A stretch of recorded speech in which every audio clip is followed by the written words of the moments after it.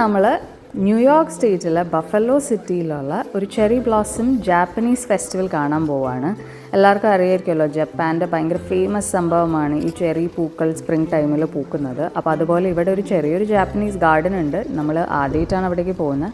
അവിടെ ഇങ്ങനെ ഒരു ചെറിയ ഫെസ്റ്റിവലും ചെറി ബ്ലോസം ഒക്കെ ഉണ്ടെന്നാണ് അറിഞ്ഞത്. അത് കാണാൻ പോവുകയാണ്.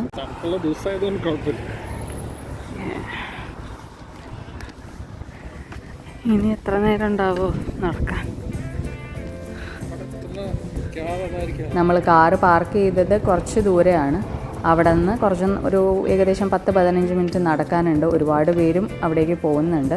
ഇപ്പോൾ ഈ കാണുന്നതെല്ലാം ബഫലോ സ്റ്റേറ്റ് യൂണിവേഴ്സിറ്റിയുടെ ബിൽഡിങ്സ് ആണ്. ഇവിടെ ഈ യൂണിവേഴ്സിറ്റി ഇങ്ങനെ പരന്ന് കിടക്കുകയാണ്. നമ്മുടെ നാട്ടിലെ പോലെ ഒരു ക്യാമ്പസിൻ്റെ ഉള്ളിലല്ല ഇവിടെയൊക്കെ വലിയ യൂണിവേഴ്സിറ്റിയൊക്കെ. ഇങ്ങനെ പരന്ന് കിടക്കും കുറേ ഏരിയ. അതിൻ്റെ ഇടയിൽ കൂടെ നോർമൽ പബ്ലിക് റോഡ്സും എല്ലാം ഉണ്ടാവും.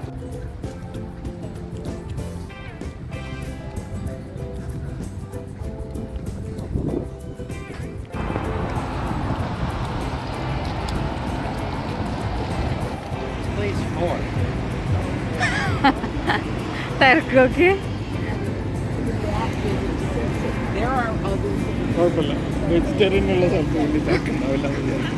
ചീസ് സ്റ്റിക്സ്, ചൈനി തായ്, ഇതൊക്കെ എന്താ? അതിൻ്റെ ഒക്കെ ലൈൻ നോക്കി എന്താ ചെയ്യാ?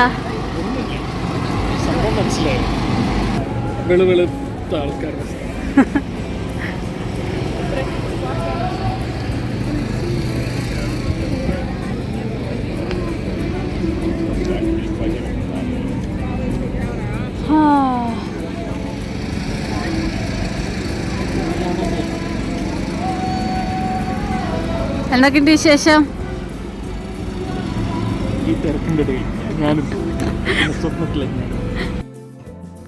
ഇവിടെ എത്തിയപ്പോഴാണ് മനസ്സിലായത് എന്തുകൊണ്ട് ഇതിനെ ജാപ്പനീസ് ഫെസ്റ്റിവൽ എന്ന് വിളിക്കുന്നതെന്ന് മനസ്സിലായില്ല. കൂടിപ്പോയ 2-3 കൂടിപ്പോയ 5 മരങ്ങൾ ചെറിയ പൂക്കൾ പൂത്ത് നിന്നിട്ടുണ്ടാവും.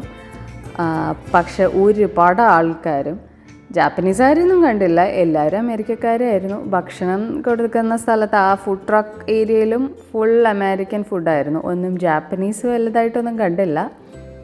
അപ്പോൾ ഈ തിരക്കിൻ്റെ ഇടയിൽ കൂടെ ഞങ്ങൾ നടക്കാൻ തുടങ്ങി. പക്ഷേ ഇവിടെ കാണുന്നത് കുറച്ച് വെള്ള ഷെയ്ഡുള്ള പൂക്കളാണ്. യൂഷ്വലി ഒരു ഇത്തിരി പിങ്ക് ഷെയ്ഡായിരിക്കും ഈ ചെറിയ പൂക്കൾ. ഞങ്ങൾ കഴിഞ്ഞതിൻ്റെ മുമ്പത്തെ കൊല്ലം ബോസ്റ്റൺ പോയപ്പോൾ, ബോസ്റ്റണിലായിരുന്നു നമ്മൾ, അവിടെ വെച്ച് ഞങ്ങൾ കണ്ട ചെറിയ പൂക്കൾ ഞാനിവിടെ കാണിക്കാം കേട്ടോ, ഒരു ചെറിയ ക്ലിപ്പായിട്ട്. അത് ഭയങ്കര ഭംഗിയാണ്. ഇവിടെയും ബ്യൂട്ടിഫുള്ളാണ്, പക്ഷേ വേറൊരു രീതിയിലാണ്. കുറച്ചേ ഉണ്ടായിരുന്നുള്ളൂ ഇവിടെ. കുഞ്ഞി ഗാർഡനിൽ കുറച്ച് ചെടികൾ മാത്രം, കുറച്ച് മരങ്ങൾ മാത്രം പൂത്തിട്ടുണ്ടായിരുന്നുള്ളൂ. കുറേ ആൾക്കാർ.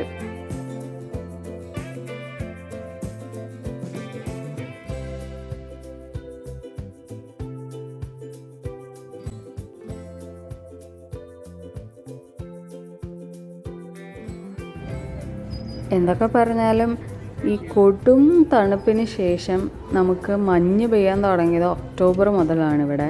അത് കഴിഞ്ഞ് ലാസ്റ്റ് മഞ്ഞ് ഏപ്രിൽ പകുതി വരെ ഉണ്ടായിരുന്നു. ഇടയ്ക്കൊരു മഞ്ഞ് പെയ്ത് പോയി.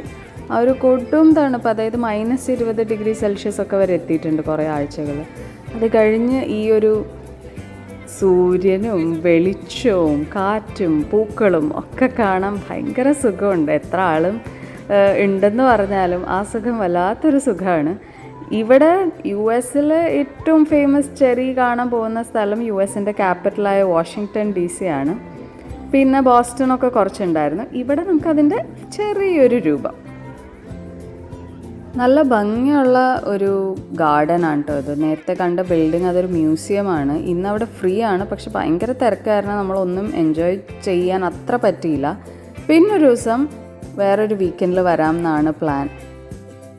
അപ്പോൾ വന്ന് ഈ ഗാർഡനും പരിസരമൊക്കെ ഒന്ന് സ്വസ്ഥമായിട്ട് കാണണം, മ്യൂസിയം കയറി കാണണം എന്ന് ആണ് പ്ലാൻ.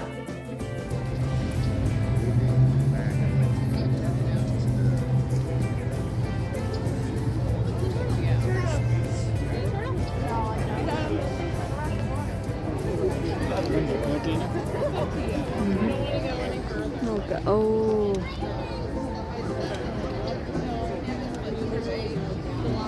പിന്നെ ഞങ്ങൾ കുറച്ച് സെൽഫീസും പൂക്കളുടെ ഫോട്ടോസും ഒക്കെ എടുത്ത് തിരിച്ച് കാർ പാർക്കിങ്ങിലേക്ക് നടക്കാൻ തുടങ്ങി. ഇപ്പോൾ സ്പ്രിങ് ആയതുകൊണ്ട് ഫുൾ എവിടെ നോക്കിയാലും ഇങ്ങനെ വൈൽഡ് പൂക്കളും മഞ്ഞപ്പൂക്കളും നല്ല പച്ചപ്പും ഒക്കെയാണ്. അപ്പോൾ ഇവിടെ എങ്ങോട്ട് നോക്കിയാലും ഒരു പ്രത്യേക ഭംഗി തോന്നും. എന്തും ഫോട്ടോയും വീഡിയോ എടുത്തുകൊണ്ടിരിക്കാനും തോന്നും. ഇതുണ്ടോ ഇങ്ങനെ വെറുതെ റോഡ് സൈഡിലൊക്കെ വിരിഞ്ഞ് നിൽക്കുന്ന ഭയങ്കര രസമാണ് നേരിട്ട് കാണാൻ.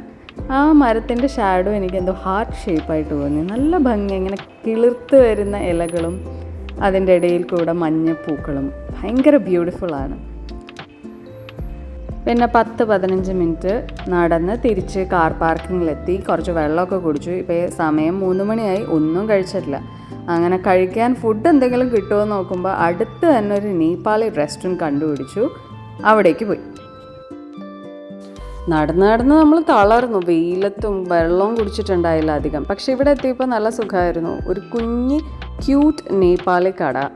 നമ്മൾ ഒരു മസാല ചായ് വാങ്ങിച്ചു. അതിനിവർ മസാല ചിയ എന്നാണ് പറയുക. പിന്നെ ബോബ ടീ വാങ്ങിച്ചു. അതായത് നമ്മുടെ കപ്പയുടെ സ്റ്റാർച്ച് കൊണ്ട് ഉണ്ടാക്കുന്ന കുഞ്ഞുരുളയാക്കും. അതാണ് ആ കറുത്ത സാധനം താഴെ കിടക്കുന്നത്. എന്നിട്ട് നമുക്ക് ഈ സ്ട്രോയിലൂടെ കുടിക്കാം. ഇതിലൊരു ചായപ്പൊടിയും ഒരു ചായയുടെ ടേസ്റ്റും ഒക്കെ ഉണ്ടാവും. പിന്നെ നേപ്പാളി കടയിൽ പോയാൽ കഴിക്കേണ്ട സാധനമായ നമ്മുടെ മോമോ.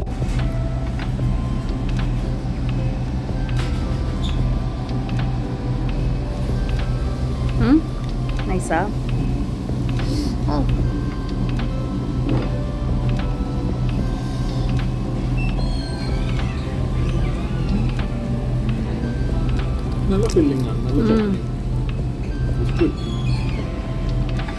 നമ്മൾ 2 തരം മോമോസ് വാങ്ങിച്ചു. സാധാരണ ഇത് വേവിച്ചതും പിന്നെ ഫ്രൈഡ് മോമോസും. രണ്ടും സൂപ്പറായിരുന്നു.